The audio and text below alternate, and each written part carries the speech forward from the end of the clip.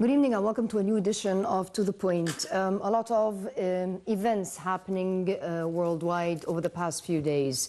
With the terrorist attack in France, the next day we hear of a coup in Turkey, and the question is this a coup, a failed coup, or is this a temporarily failed coup?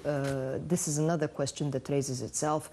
We just wrapped up an African summit and we're bracing ourselves for an Arab summit. Lots of events, and with us this evening is a distinguished lady. With us is Her Excellency Ambassador, who's a former Assistant Foreign Minister. A pleasure to have you with us. Thank you. If we can get your comment on the events as they happened. The event in France, and unfortunately France has been the victim of quite a lot of tragic terrorist incidents over the past few months, maybe one of the most brutally beaten in Europe. Yes. Well, we know why we have terrorism, and Egypt has always called for some kind of consolidated, serious efforts to confront this phenomenon, especially since we took over as head of that committee in the UN. But why France? I mean, why are they always speaking on France? Because this is not one or two incidents. It is not. It is not. We should go back a little bit further, you know, into the Charlie Hebdo incident and the kind of attacking of the journal itself, the magazine, and all the ensuing events. And very important question, and I think that Europe, all of Europe now, is asking itself the same question. Why is it that France is the target for so many attacks? And actually they are all second-generation immigrants coming from the Arab world, basically from North Africa, from the Maghreb, so to speak. Is this the kind of frustration that they are feeling there? Is it the kind of a broken dream which they did not fulfill? Is it some kind of an ancestral feeling that they are still alienated from the real kind of French society? This is a question, I think, that everywhere. But let us, for example, look at Germany. Germany has a very strong Turkish presence, and they're also Muslim. But they seem to be more able to engage within the society. Yes. But in France, though all the Maghreb countries are French-speaking, still they feel kind of estranged from it. And this is why. And there is a differentiation, actually. There is like the Nice attack. It was some kind of a lone wolf that came up, rented the truck under the continuous invitation of the Daesh. I don't call them ISIL, actually. I think we have to call them Daesh. I did mention that before. Yes. And so he decided on his own to do, and this was a very new way of attacking, you know, people in the street, in a celebrating day, celebrating mood, and so on. While the other incident in the airport was not that.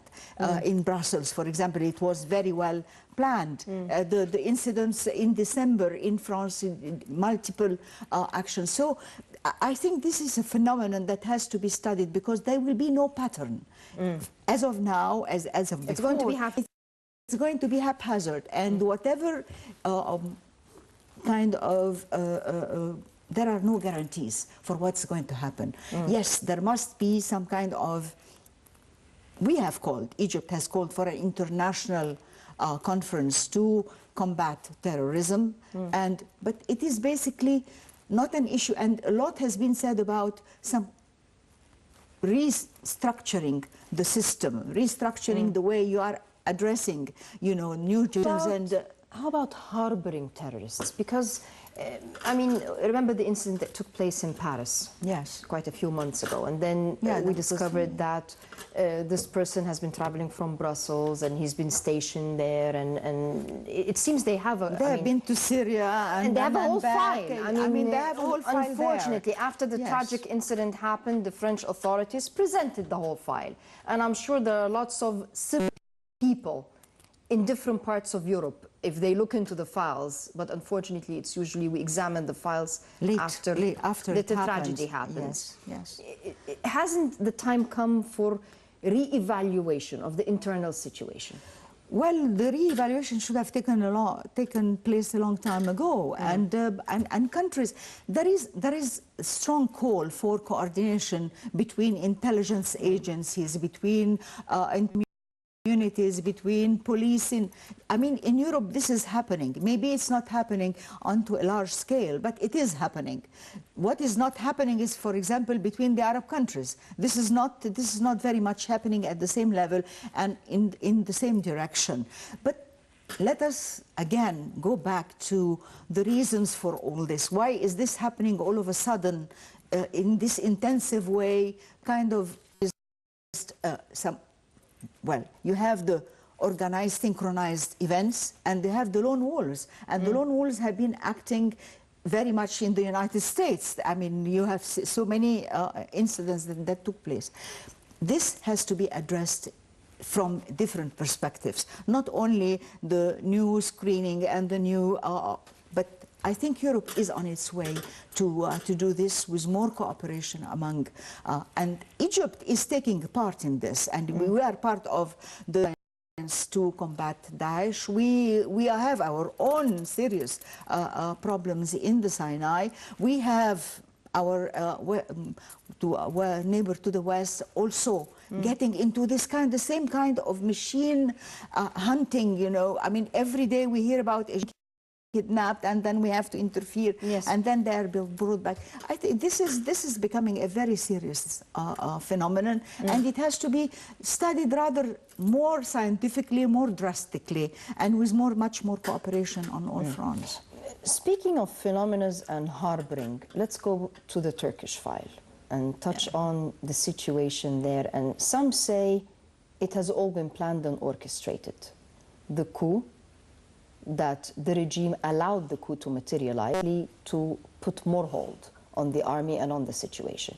And of course, we don't hear any of the international organizations complaining about Turkey's firing people from the judicial corps or from the police corps, or the haphazard arrests. I mean, until yesterday, they had over 7,500 people that were sporadically arrested, that against human rights or civilian rights or whatever.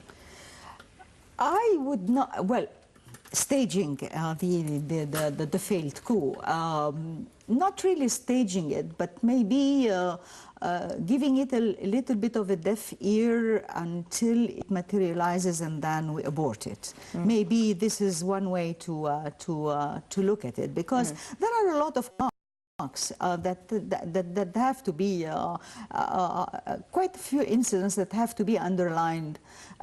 Why did he leave 10 minutes his summer resort with his family holiday? 10 minutes, just 10 minutes. Why his flight, his aircraft was in the air while, you know, the Air Force was there and they did not.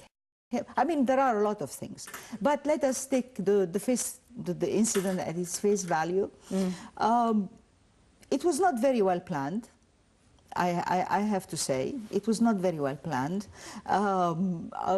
There is some kind of a failed attempt at showing discontent. There is discontent. I mean, there are lessons, and there are lessons to be drawn from this. Then there are remarks that have to be done.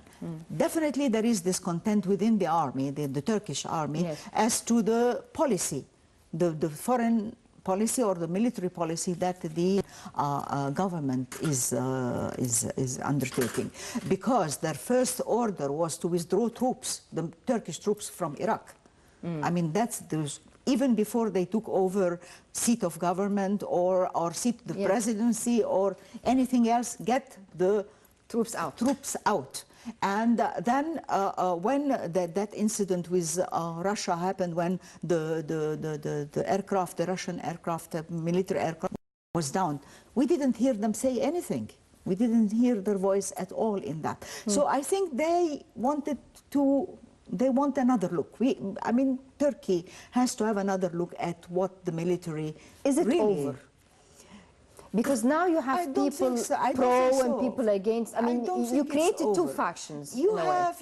you have a divided society Exactly. in Turkey. There is now a divided society at the higher rank, be it judiciary, be it military, be it even police. I mean, I was surprised because Erdogan basically depended on the police, on undertaking whatever measures he called upon the people to undertake.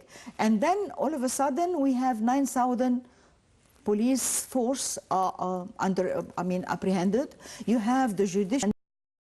But why is the judiciary within the first 48 hours? Immediately. This was the first step. The first thing. Before he even arrested people. I mean, in the military now, at one point you say that the Air Force commander was not involved, and then all of a sudden he is taken, apprehended. I mean, there is some kind of a confusion, but to find there is a split in the elite society in Turkey.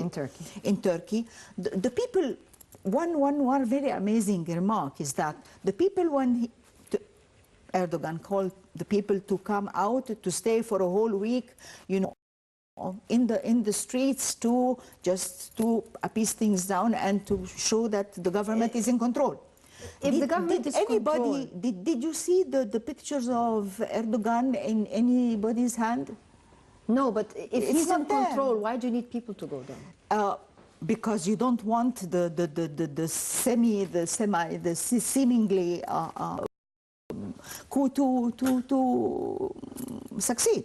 So he needs his people to go out in the streets, but they didn't come out, even though I believe that they are all from the Justice and Development Party, but yes, they all. Freedom. Well, okay. Well, Freedom Party was another party. Justice and Development over there. So they didn't come out with his picture, you know. I mean, he's the alienated president. They didn't come up with his picture. They came with the Turkish flags. So people, I think that the economic situation in Turkey has helped people to want, you know, calm, continuation, and some kind of not showing off too much conflict. But the military showed up this conflict, and I think the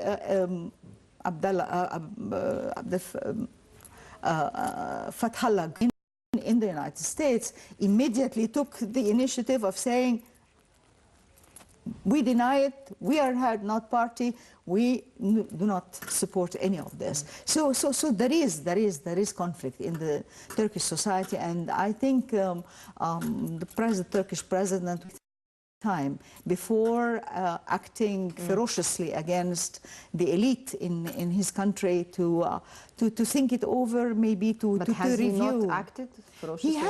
He has acted ferociously, but there is still, I mean, if we are going to talk democracy, human rights, due course of law, then he will have time to rethink. Instead of saying, for example, on the CNN, his interview, and this is very strange that his first appearance came up with CNN. Then he said that the courts will take measures and will pass judgments that will and the Prime Minister came up and said, well, the Parliament will have to look again, reinstate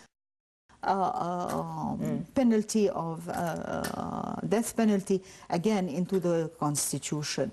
Of course, this is when Europe started saying this is wrong, because you, Turkey, you are part of the European Council, and if you're part of it, you cannot introduce the death penalty.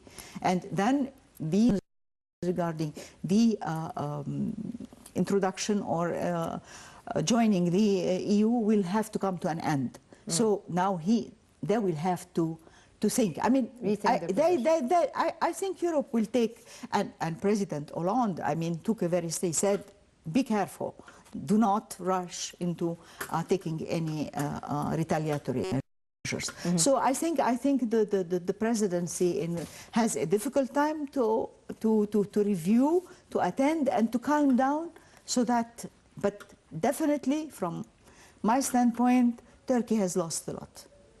on all fronts. When you say lost, I cannot help the image of the Turkish soldier being beaten up by a civilian, which is unacceptable because maybe here in Egypt this is not how we deal with our army. I mean, the army is made These to are protect two different. you. These are two different I understand. cultures altogether vis-à-vis the army.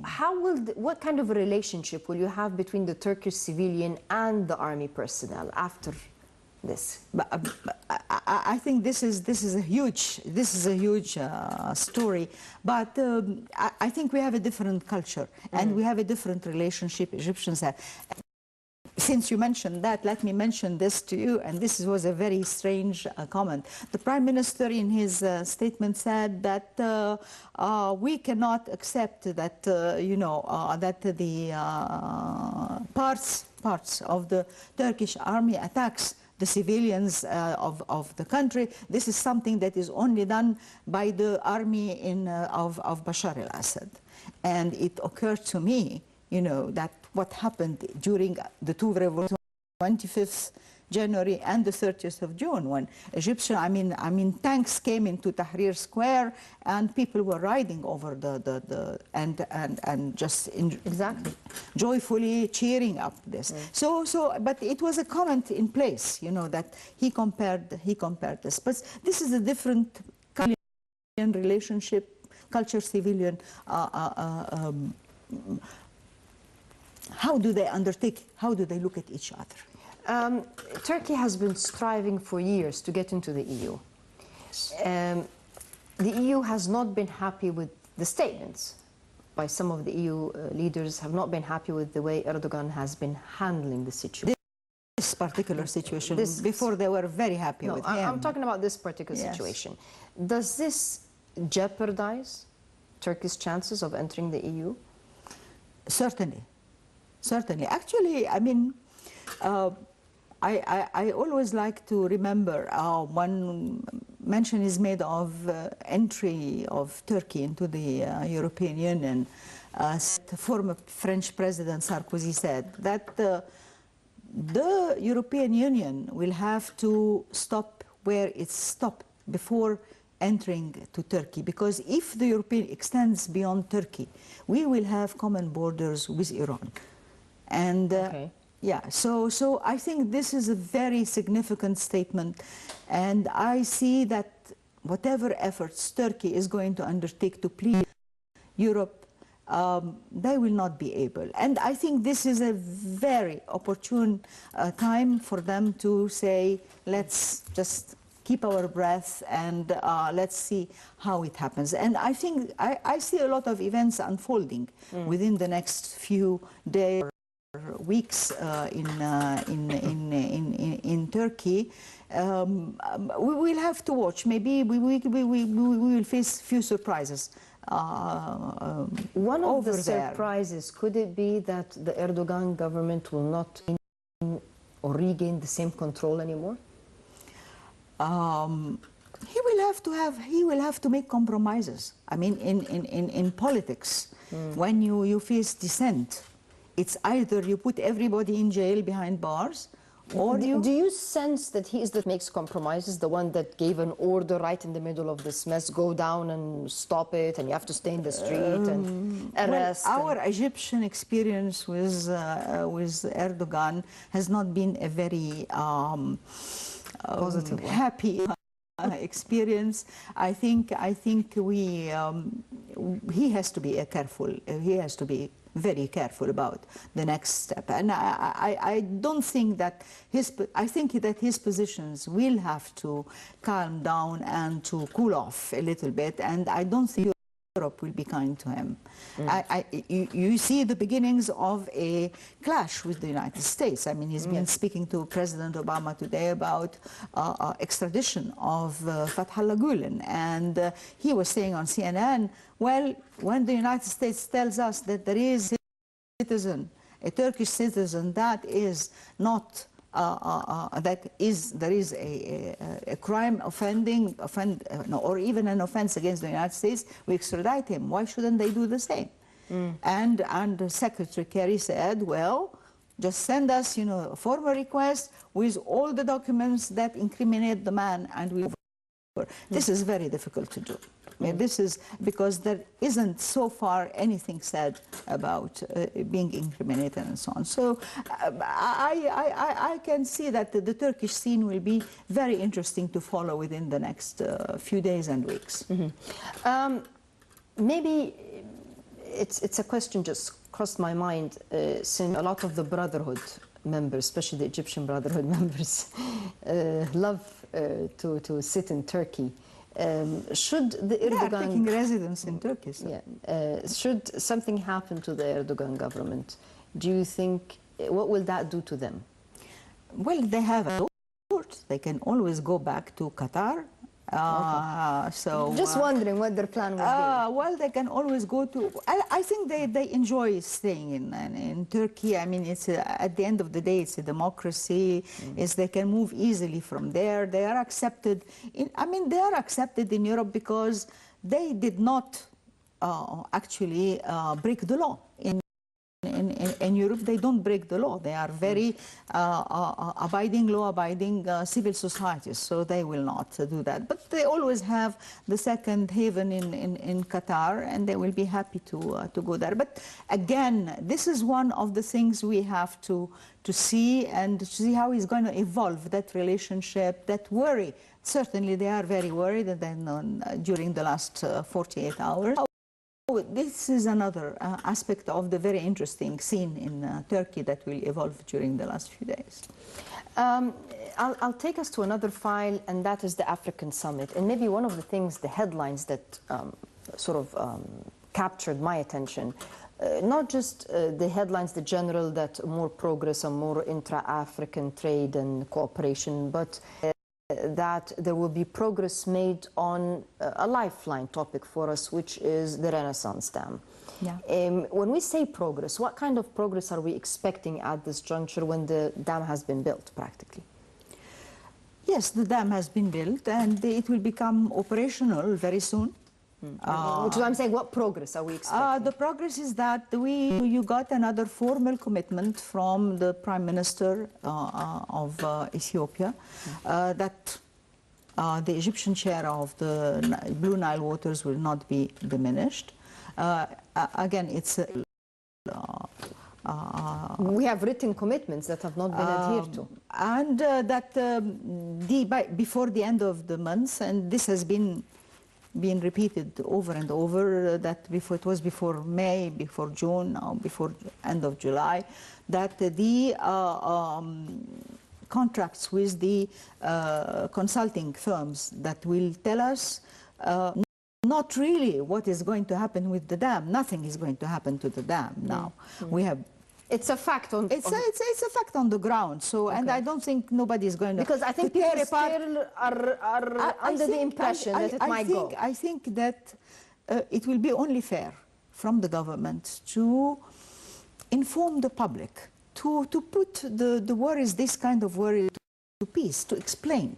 I think they can always resort to the formal media, like here, or to the private media, to give them information as what is really happening. How can you pacify the people when you don't have a written commitment? This is the problem. I mean, the dam is there, nothing will happen to it, and the question is, what if there is a control? There is an agreement. Well, there is a new agreement. Been signed in a tripartite agreement, let us say, that has been signed, and that there is a commitment to it. Let us, I think what we are doing now is that putting good faith into, with our Ethiopian counterparts and our Sudanese counterparts. We are in the same boat, all of us, and I think there is some kind of an understanding. So we are talking in good faith in this regard. Maybe it will be very hard. The public is, and the public and the intellect and those who are really following this to put their worries to peace and to make them understand. What is happening now is that this signature with the consulting firm is going to tell us what would be the optimum size of how many years would be, in simple terms, how many years will be best to fill the first filling of behind the dam, in how many years? 7, 10, some people were talking about 3 or 4, which is going to actually lessen too much Of the water supply. of the water supply. So now the opportunity is to think maybe 7, maybe 8, but that will depend on a lot of negotiation, a lot of, and these are foreign firms. Your Excellency, These are foreign firms. I mean, but the this issue is apolitical a bit. It's not just Egypt and Ethiopia and Sudan. It's a very strategic and political issue. I mean, this is not.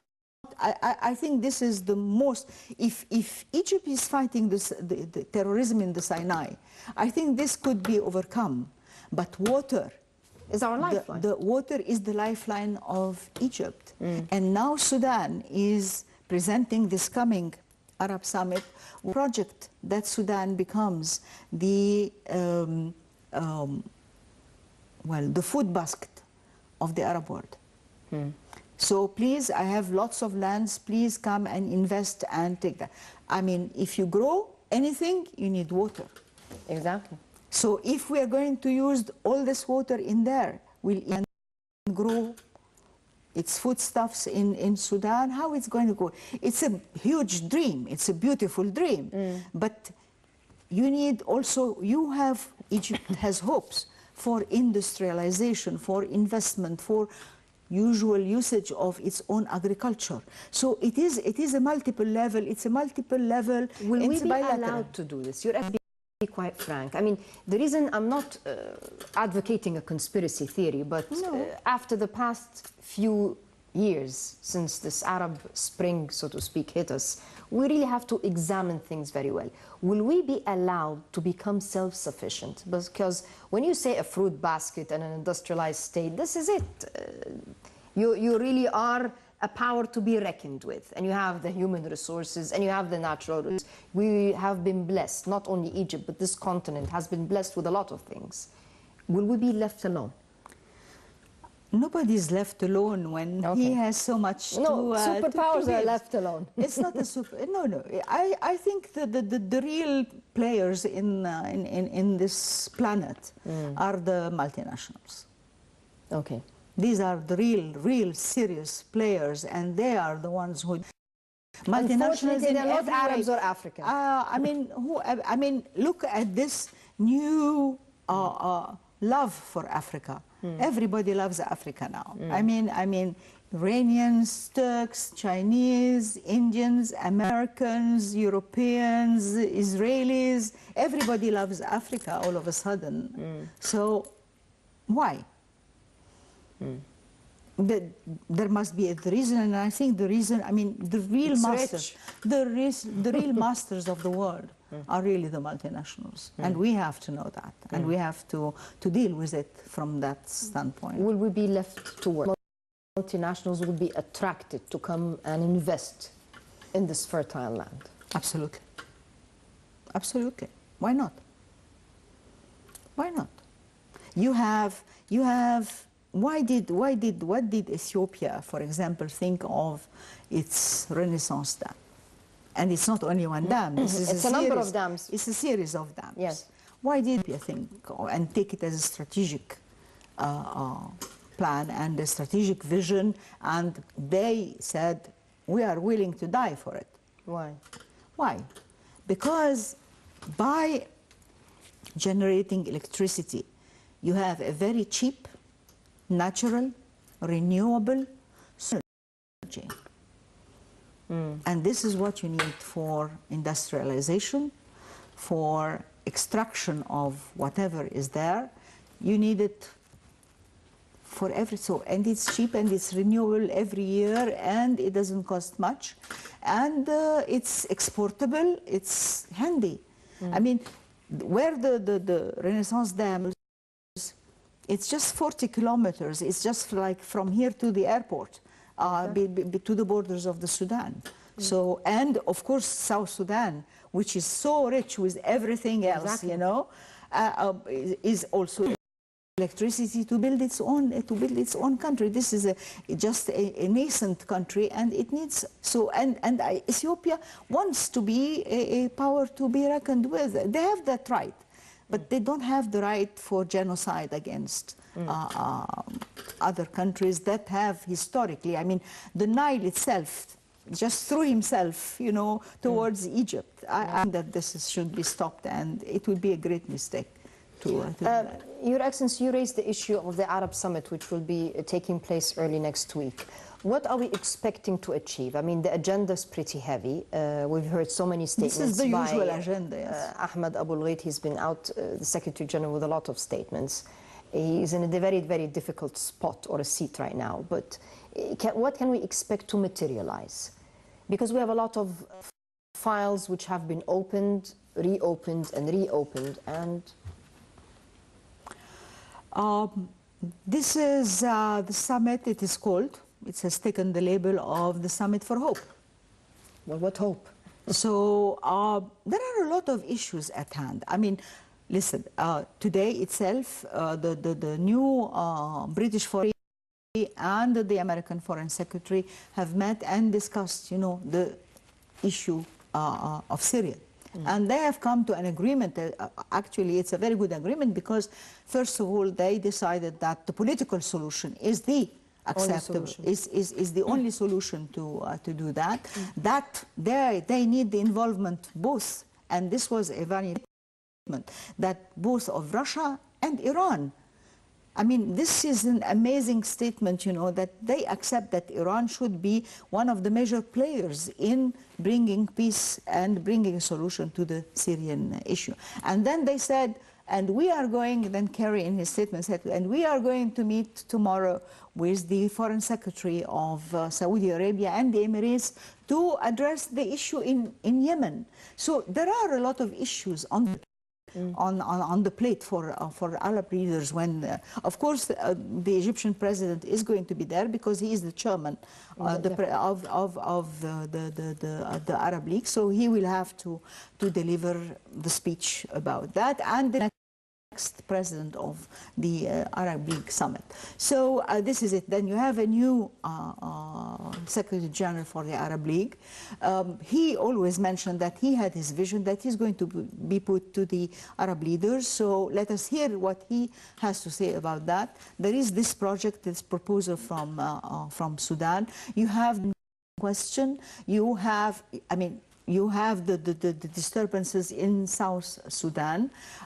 You have the Palestinian issue, which has been retracted in importance, and there is an attempt, a strong attempt. I mean, this very controversial visit, I mean, people have been in a very controversial way. The foreign minister to Jerusalem. I mean, there is a lot on the table, and of course there is the issue of interference of Iran in Bahrain, and there are a lot of issues at hand, and I think they have a full plate to discuss. But they have to take decisions somehow. But we are at a political will.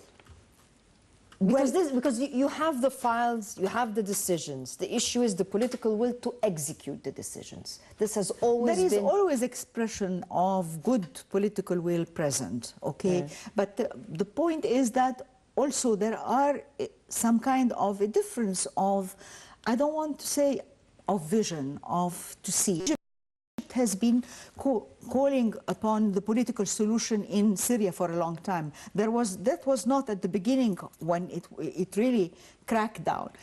This was not the standpoint. The standpoint why we're going to just hit it, get rid of it, get rid of the Bashar al-Assad, and this will solve it. Yes. Now there is a new spirit coming. So this kind of difficult problems need time and need persistence. And I think that among the countries that have the kind of persistence to follow up through and should do that as a responsible state in the heart of the Arab world is Egypt. Yes, this is my hope for yes, it, always. Indeed. Well, Your Excellency, pleasure to have you with us. Thank you very much. I know I dragged you into different files, but I had to sort of capitalize on your being with us. Thank you very much for joining us. That's very kind of you. I'd like to thank you, the viewers. We'll see you same time next week. Until then, good night and have a pleasant evening.